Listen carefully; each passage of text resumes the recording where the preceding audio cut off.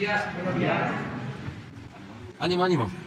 Como les informé ayer, vamos a estar poco tiempo debido a que vamos a una gira de supervisión de las refinerías que tenemos en el país, que las estamos rehabilitando y es muy importante. Hay buenas noticias. Una muy buena es que se detuvo la inflación. Hoy temprano dio a conocer el dato del INEGI y ya no hay mayor crecimiento inflacionario. Esa es muy buena noticia para el pueblo, para la gente. Y yo espero que hacia adelante siga la disminución. Ya llegó a su techo, a su límite máximo y va a empezar a bajar. Ese es mi pronóstico. Lo otro que quiero informarles es que ya tomé la decisión de nombrar a Raquel Buenrostro, secretaria de Economía, quien ahora se desempeña como directora del SAT, que ha tenido muy buen trabajo porque no ha disminuido la recaudación. Yo creo que lo que cuentan son los hechos y es una servidora pública ejemplar. Le tenemos toda la confianza y ella va a ser la próxima secretaria de Economía. Ya, no, pues vamos poco a poco, ¿no?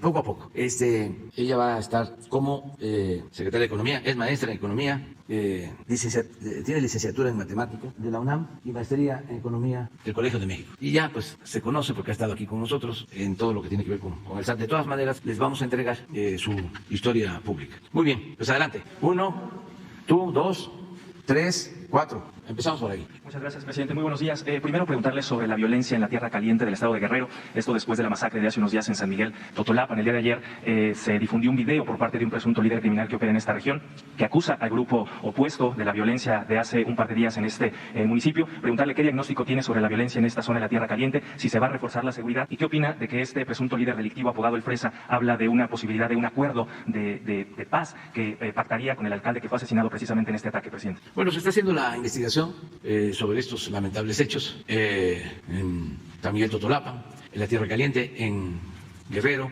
Está abierta la investigación, conociendo todo lo que sucedió, el enfrentamiento, los que participaron. Y sí, también hoy en la mañana se presentaron fragmentos de un video que una de las personas vinculadas a estos grupos dio a conocer. Puedo comentarles que pronto vamos a tener ya información y espero que se castigue a los responsables, que se detenga y se castigue a los responsables. Eso es lo que se está haciendo. No puedo, por razones lógicas, no puedo dar más información, pero sí se está actuando porque no se permite en nuestro gobierno la impunidad. No es como antes, de que actuaban delincuentes, se cometían asesinatos, masacres y no había castigo, entre otras cosas, porque había acuerdos con las autoridades. Parezco disco rayado, pero como no contextualizan en el Reforma, no se habla de que el secretario de Seguridad Pública, de Felipe Calderón García Luna, está en la cárcel en Estados Unidos por proteger presuntamente a la delincuencia organizada. No se dice que era el hombre fuerte del presidente y que protegía a la delincuencia, sin exagerar, si se actuara con el mismo sensacionalismo, ¿no?, con que actúa ahora el Reforma. Se podría hasta decir que el gobierno estaba en manos de delincuentes. Ellos mandaban, un asunto gravísimo. Entonces ya no es así. Por eso tenemos cada jueves, como ayer, la sección de cero impunidad. Y vamos a seguir recabando información y aclarando y aplicando la ley en todos estos casos. Presidente, ¿habría un reforzamiento de la seguridad en esta región? ¿Y qué opina de que este personaje del video hablaba de una posibilidad de un acuerdo con el alcalde para pacificar precisamente esta zona? Es que no es un asunto de autoridades locales, es un asunto gravísimo donde pierden la vida 20 personas. Eso no está para acuerdos, eso está para investigación y para que se aplique la ley. ¿Ese reforzamiento descartado por el momento? Sí, y se ha estado atendiendo la zona. Yo les comentaba que hace como un mes se negaron órdenes de cateo, un juez, y ya cuando se autorizaron, pues ya no se encontró nada. Al contrario, hubo resistencias de ciertos grupos de pobladores a la presencia del ejército. Entonces hemos estado ahí y estamos ahí. Por último, este tema, solo preguntarle si la gobernadora le ha solicitado el apoyo para intervenir precisamente en esta zona ante este tipo de hechos de violencia. Sí, y está Seguridad Pública del Estado y la Procuraduría. Y ellos llevan a cabo la investigación y están haciendo un buen trabajo. Presidente, y en un segundo tema, hace unos días, la semana pasada en particular, el viernes, un juez federal frenó este plan de estudios de la SEP que se implementa en varios centenares de escuelas de todo el país de educación básica.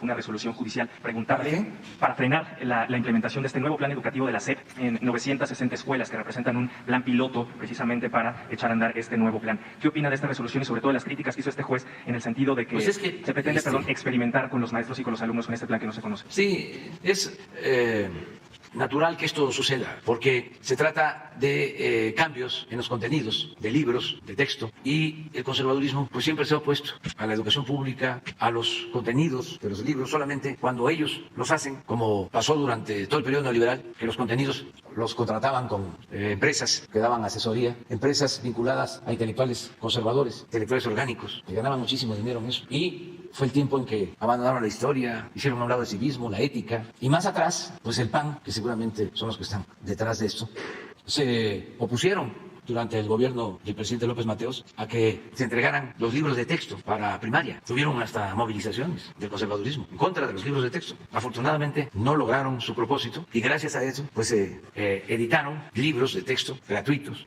para todo el país. Yo creo que cuando entré a primaria estaban saliendo, creo que un año antes habían empezado a entregarse los libros de texto allá en mi pueblo. Entonces la gente mayor sabe la historia de cómo empezaron a entregarse los libros gratuitos de texto para primaria en contra de la derecha, de los conservadores. Y luego se avanzó con lograr que se entregaran de manera gratuita los libros de secundaria. Dices una historia también que me llena de satisfacción, de orgullo, porque estaba yo llegando a la presidencia de un partido y se hizo una reforma electoral en los tiempos de Zedillo y aumentaron el dinero que se le entrega a los partidos. Entregaban, no sé, en aquel entonces, esto es 1995, 96, 96, como 5 millones de pesos al año. Y de repente, con la reforma, aumentan al partido, que yo ya dirigía, el presupuesto a 200 millones de pesos. De 5 millones a 200. Entonces nos opusimos. Y me dijo el presidente Zedillo, ya le voy a ver cobrando el cheque. Y tomamos una decisión. ¿Qué hacemos con el dinero?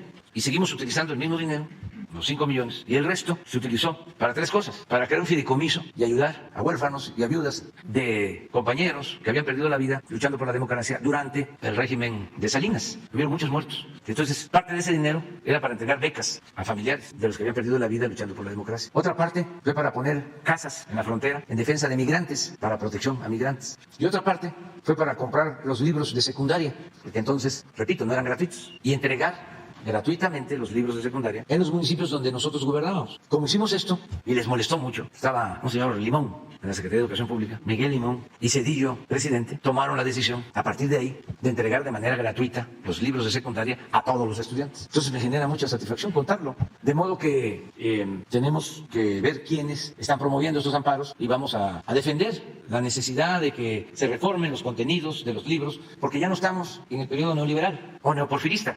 Ya queremos que la educación sea científica, pero básicamente humanista, que haya un tronco común en donde nada humano nos sea ajeno, y a partir de ahí científicos y matemáticos y biólogos, pero un tronco común. Acaba de pasar una cosa en España lamentable que tiene que ver con ese pensamiento conservador. En una escuela se juntaron jóvenes, adolescentes, y empezaron a gritar consignas contra las niñas, maltratándolas, pero una actitud machista, autoritaria, misógina, más que eso, preocupante. Bueno, hasta el presidente intervino. ¿Cómo vamos a estar formando jóvenes así? Claro, estamos hablando de colegios privados de clase media alta y alta, pero pues esos van a ser futuros políticos, futuros médicos, futuros abogados. Imagínense, es el franquismo sin Franco. Presidente, la SEP ya anunció que va a impugnar esta resolución judicial, Sí. este freno al plan. Sin embargo, quería preguntarle si van a acatar precisamente esta resolución del Senado o se sigue implementando el programa. Siempre nos apegamos a lo que decide el Poder Judicial. Somos respetuosos de las decisiones del Poder Judicial, nada más que no nos dejamos. Y qué bien que me lo dices, porque fíjate que yo no sabía. Entonces ahora le voy a dar seguimiento diario y aquí lo vamos a estar tratando. ¿Se puede decir que en este momento no se está aplicando el nuevo plan educativo con base en esta No resolución tengo la judicial? información que me pides, pero voy a indagar. Y sí vamos a ver quién fue el juez, por qué razón. Y acuérdense que son varias instancias, un proceso de estos. Se puede acudir a otra instancia. Pues es lo que pasaba con lo del aeropuerto, el Tren Maya. En el caso del Tren Maya nos pararon un tramo cerca de 3 meses, si no es que un poco más. Pero al final pues se demostró que no tenían razón, que no eran afectados directos, que no eran propietarios, que no había daño social, daño ecológico, y ya, no tenemos ya amparos. Nunca hemos actuado desobedeciendo un mandato judicial. Y vaya que dejaron un tinglado de defensa de intereses particulares y de el pensamiento conservador, reaccionario, en todos lados, todas partes. Tiene uno que estar topando con eso. Y ya lo sabíamos, lo de los libros. Pues imagínense, que quisieran los conservadores que continuara la inmoralidad, la hipocresía, el clasismo, el racismo y En el caso de la discriminación o del racismo, ahí no importa qué nivel académico tenga la persona. Pueden ser doctores en derecho, en economía, en matemáticas, en medicina, y son racistas. Ayer hablaba yo de la canción de Facundo Cabral. Decía yo, pobrecito mi patrón, piensa que el pobre soy yo. Ellos no se dan cuenta, aun cuando sean eminencias en lo educativo, que están actuando de manera inhumana, inmoral, en forma despectiva, discriminatoria. Es para decirle, pobrecitos, ¿no? Ternurita, ya, hagan algo, no regresen a la primaria. Bueno, o sí, cuando ya estén los nuevos contenidos de los libros, para que no actúen de manera racista o discriminatoria. Muy bien, ¿quién sigue? Buenos días, presidente. Soy Valentina Peralta Puga, reportera de Ecos de Hoy y colaboradora de distintos medios.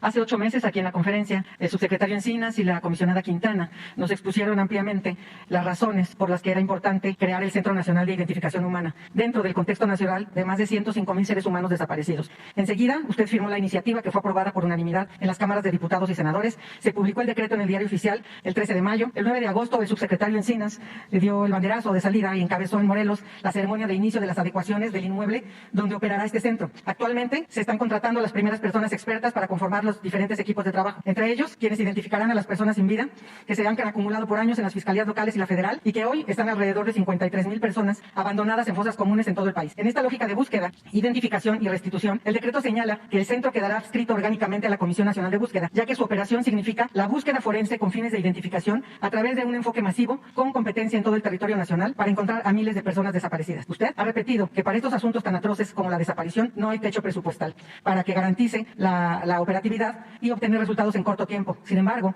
hay preocupación por el 6º artículo transitorio de esto que se publicó en el Diario Oficial, de este decreto, que señala que las erogaciones que en este caso deban realizar las dependencias y entidades de la Administración Pública Federal y cualquier otro ente público en el ámbito de sus competencias para dar cumplimiento a lo dispuesto en el presente decreto deberán cubrirse con cargo a sus respectivos presupuestos aprobados para el presente ejercicio fiscal y subsecuentes, por lo que no se incrementarán sus respectivos presupuestos regularizables. Sabemos que los recursos con que actualmente cuenta la CNB son insuficientes para cumplir todas las encomiendas que ya tiene bajo su responsabilidad y que ahora que el Centro Nacional de Identificación Humana queda también adscrito a la misma comisión, aparentemente sin presupuesto adicional, resulta imposible que también le alcance para que este Centro Nacional de Identificación Humana inicie sin demora, ya que la misma ley establece que este mismo año debe estar operando. Sabemos que la Comisión Nacional ha solicitado un aumento para así poder iniciar, pero la necesidad es que el monto de la asignación de recursos garantice que su operación se sostenga en el tiempo y aumente al ritmo en que se amplíe su cobertura. La pregunta es, presidente, si puede usted convocar la próxima semana al subsecretario Encinas y a la doctora Quintana para que informen sobre el estado actual y en el corto plazo de este Centro Nacional de Identificación Humana y al secretario de Hacienda, Ramírez de la O, para conocer su prospección presupuestal para la CNB en general y para el Centro Nacional de Identificación Humana en particular para el presente trimestre y el 2023. No hay ninguna limitación presupuestal, no existe. Está la instrucción vigente, porque es un asunto humanitario, de que no falten los recursos y hay presupuesto. ¿Podrían acudir ellos la próxima semana? Sí, pero yo le voy a dar más información porque estoy pendiente. ¿Qué día No solo de venir? este caso, Claro. sino de todos. Estoy pendiente de que los programas prioritarios cuenten con presupuesto y estoy pendiente del ejercicio de ese presupuesto. Y le puedo decir de que hay presupuesto suficiente, incluso que hay un subejercicio en lo que me está planteando. Y ya está la autorización para que todo lo que se requiera se autorice. A ver, pero se lo voy a aprobar. ¿Podrán ellos acudir? Si hay un subejercicio... Sí, pero todos los días veo a Alejandro Encinas. Claro, hay un subejercicio porque antes las comisiones locales de búsqueda recibían dinero del gobierno federal siempre y cuando cumplieran ciertos requisitos. Y cuando no los cumplían, pues no se les daba ese recurso. Y ese recurso no se podía usar a la bolsa de la misma tema. Por eso se registra como subejercicio, pero realmente lo que pasa es que la norma no permitía que se usara para el mismo tema de búsqueda. Pero como tal, no es subejercicio porque no se haya ocupado, no se haya necesitado, sino porque así estaban dadas las circunstancias. Afortunadamente, ya se cambió ahora en mayo y es posible que todo lo que las entidades no cubran se pueda usar desde el gobierno federal para el mismo tema. Sí, no hay problema. ¿Cuándo Para podría nada. venir, presidente? Mañana, pasado, o sea, En la el próxima lunes, semana. sí, puede hablar Encinas, Alejandro, con Juan Pablo de Botton, subsecretario de Egresos. Pero ahora le voy a mostrar, ¿por qué no le dices a Juan Pablo que si me envía el último reporte sobre programas prioritarios, ¿sí? Y sobre ejercicio de presupuesto? O sea, porque no hay problema, ¿sí? Y está autorizado. Es importante que se conozca esto, ¿no? Es parte de nuestro trabajo. Esto es lo que se tiene autorizado y hasta ahora, el 5 de octubre, corte, tenemos 72.5 de ejercicio presupuestal en todos los programas prioritarios, en unos más, otros menos. Los prioritarios sociales, 76.5. Esto es con relación al 21 y 22, ¿no? Comparando. Pero luego viene un desglose, programa por programa. Pásala, a ver si lo tienen. Aquí están todos los programas de bienestar. Por ejemplo, pensión a adultos mayores. La autorización, 237,000 millones. Ejercido, 202,000. Significa 85%. Este 15% corresponde al último bimestre de la pensión, porque ya se pagó septiembre y octubre. Es decir, lo que falta de ejercer, que son como 35,000 millones, es para tener el 100. Ahí puede ser que nos falte y se tenga que completar. Personas con discapacidad, 71,9. Hasta ahora ejercicio es un presupuesto de 20,000 millones. Y así, becas, 80,000 millones. Fíjense aquí, 59,2, porque deben de estar pagando. Es que son 11 millones de becas. Me da mucho orgullo poder mostrar esto, porque nunca en la historia de México ningún gobierno había destinado tanto al bienestar. Pero a ver, pásale a otros. Estos son las obras. Tren Maya, 93%, 96,000 millones autorizados, 93. La refinería, ya, 63,000, 100%, y ahí vamos a necesitar, porque estamos integrando y ya en periodo de prueba. Hoy voy para allá, precisamente. Y así, en todos los casos. Pero síguele, porque hay otros. Vacunación, la nómina educativa de Michoacán, que es algo especial, que iniciamos federalizando, porque no se les pagaba a los maestros. Aquí está, búsqueda de personas desaparecidas, 740 millones, ejercido 72,3. O sea, sí tienen recursos. Comisión de la Verdad, Ayotzinapa, que es lo mismo, ¿no? ¿O es otro? Ah, no, es otro. Es que va con protección a periodistas, lo mismo, 56. Tú dices esto, sí, de 583 del año pasado, búsqueda de personas, porque también hay mucha desinformación, a 740. Sí, y la comisionada acaba de pedir 300 más, de esos 700 pidió 300 más para completar 1,000 y sí, poder, pero no hay ningún problema. Muchas gracias. Sí, es cosa nada más que se haga el trámite, porque si hay subejercicio en algunos proyectos, por alguna razón, pues se llevan a cabo transferencias de un programa a otro. Bien, gracias, presidente. Mi segunda pregunta tiene que ver con un tema que usted plantea recurrentemente en estas conferencias sobre algunas organizaciones civiles. Señala que se erigen como defensoras de derechos y para obtener dinero usan como materia prima a miles de víctimas en México. Nosotros tenemos casi 12 años investigando y constatando muy de cerca el entramado operativo de personas y grupos de verdaderos empresarios de los derechos humanos, que en medio de las tragedias han buscado y ganado fama y fortuna. Y desde hace años conforman un coto de poder que propicia premeditadamente la incapacidad institucional, entre otras porque se consideran dueños de las designaciones de titulares y directivos de las instituciones que atienden víctimas. Y entonces así insertan alfiles que diseñan procesos ineficaces para que ante la falta de resultados en las instituciones ellos sigan señalando violaciones del Estado mexicano y con ello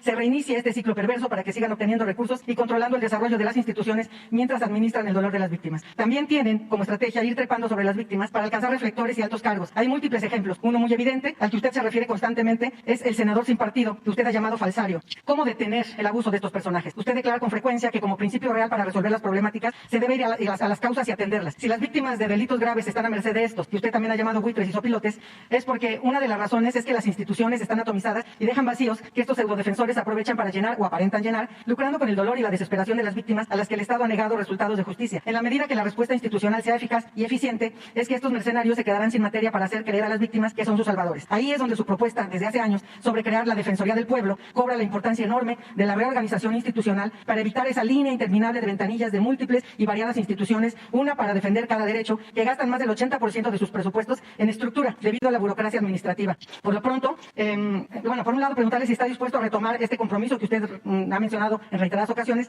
y por lo pronto la CEAV, la Comisión Ejecutiva de Atención a Víctimas, requiere de más recursos humanos y materiales para hacer frente a una parte de la atención victimal. ¿Podría usted convocar a la titular de la Comisión Ejecutiva de Atención a Víctimas para que como institución rectora del Sistema Nacional de Atención a Víctimas informe sobre los elementos que urge fortalecer en el sistema y en su institución, y así se eliminen las condiciones que actualmente permiten el oportunismo de estos mercaderes de los derechos humanos? ¿Podría convocarla, presidente? Sí, y además estoy totalmente de acuerdo con tu texto. Me das una copia. Sí, cómo no. Porque coincido plenamente. Y tenemos más que decirles que ya en otras ocasiones lo haremos, que tenemos 12 años insertos dentro de todo este mecanismo y es de veras abominable darnos cuenta cómo se ha generado esta corriente empresarial. Sí, es que crearon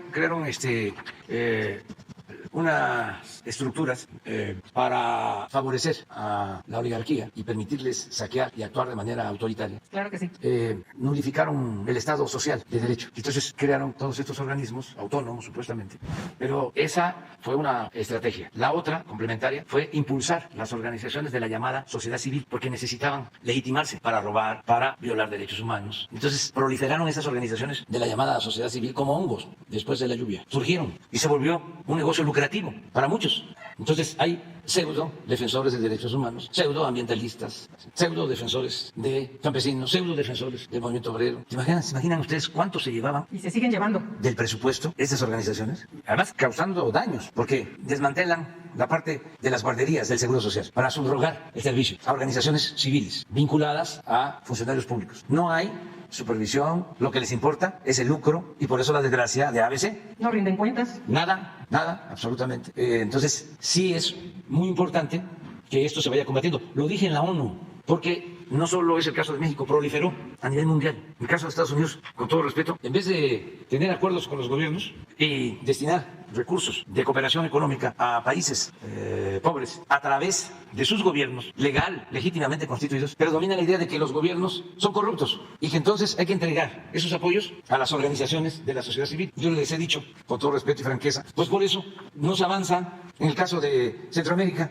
La ayuda, la poca ayuda, en vez de entregarla a los gobiernos, y cuidar de que no se roben el dinero, se le entrega a organizaciones de la sociedad civil y se queda el dinero en los aparatos burocráticos, en expertos de la sociedad civil que viven de administrar la desgracia, el conflicto, el dolor humano. Se volvió una actividad de las más lucrativas. Esto durante el periodo neoliberal en el mundo. Entonces sí es importante regresarle al Estado su función social, que el Estado cumpla con su responsabilidad social y que el Estado no viole los derechos humanos, que deje de ser el violador principal de los derechos humanos, como sucede en todo el mundo. Claro. Pero no es fácil, porque se creó un aparato que domina mucho en la ONU, en las organizaciones internacionales de defensa de derechos humanos. Son como una especie de Fondo Monetario Internacional, pero en lo relacionado con lo social. Todo eso lo fueron desarrollando. Entonces sí hay que seguir insistiendo en que las cosas cambien. Y aquí en nuestro país hemos avanzado. Por eso es el enojo también, porque se llevaba muchísimo dinero del presupuesto. Entonces,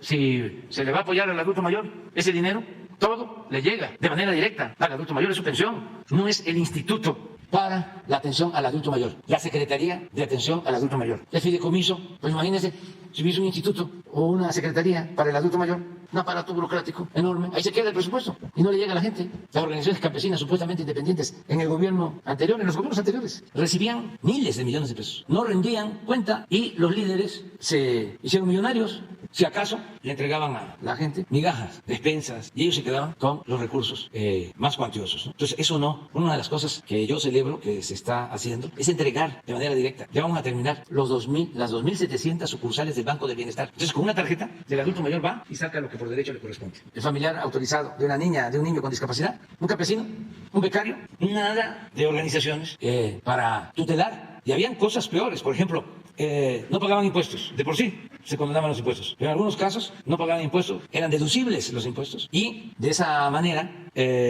hacían una sala de arte, por lo que no pagaban los impuestos, para la élite, o acciones filantrópicas, sí, pero con el dinero de todos y considerando gastos excesivos, y era presumir con sombrero ajeno. Entonces de repente eran muy caritativos. Todo eso se terminó, ahora todo el presupuesto va directo a la gente. Ya me tengo que ir, si no, no voy a llegar. Nada más por último le quiero entregar esto que le mandan 3 familias a las que les cambió usted la vida. Son los 3 jóvenes de Balancán que estaban detenidos injustamente. Rosa Isela hizo toda la gestión, el presidente del Tribunal Superior de Justicia los atendió personalmente. Es una hamaca. Se generó, es una hamaca. Y las palabras que le dicen es: señor presidente, este regalo que hoy le enviamos no es costoso, pero sí valioso. Es una hamaca de las muchas que aprendimos a tejer en el penal durante casi 2 años de prisión injusta.